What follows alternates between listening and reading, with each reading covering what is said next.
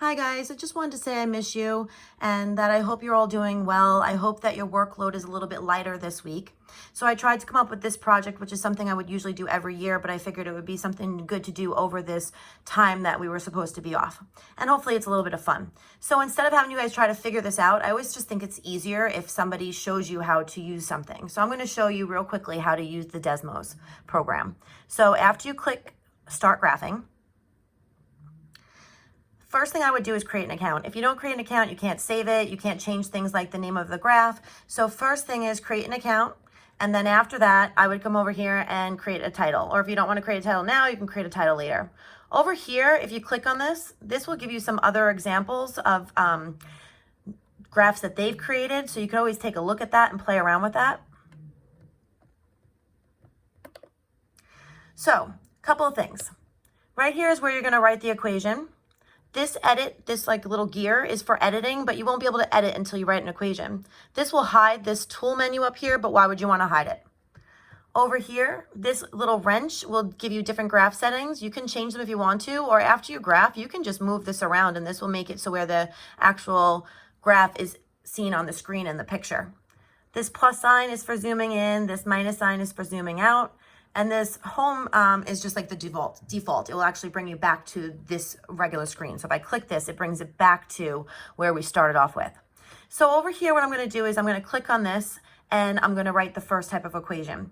Now it's up to you. You can do different graphs for each one. You can be creative and put them all in one, but make them not overlap. So maybe if you want to put something over here in quadrant 2 and something here in quadrant 1, something here in quadrant 3, something here in quadrant 4, you might do something that's overlapping. Just make sure it looks neat and that I can see what shape it is. The creativity is up to you guys. So what I'm going to do is I'm going to do a limacon first. And the main thing about a limacon, if you go back to the notes, is that the A value and the B value must make a fraction that's less than 1. So as long as A is less than B, you'll get a fraction that's less than 1. So for example, make sure you always do R equals.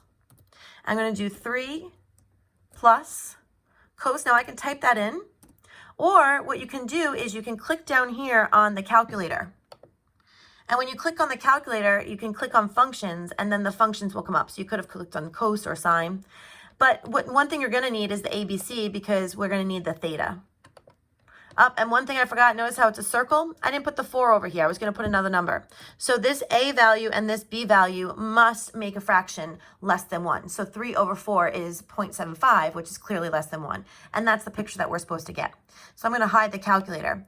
Now, there's a couple things you can do with this to make color. If you click on this right now, and it actually has this white line in there, it's actually going to make it just disappear. So I'm going to click back on it to make it come back up.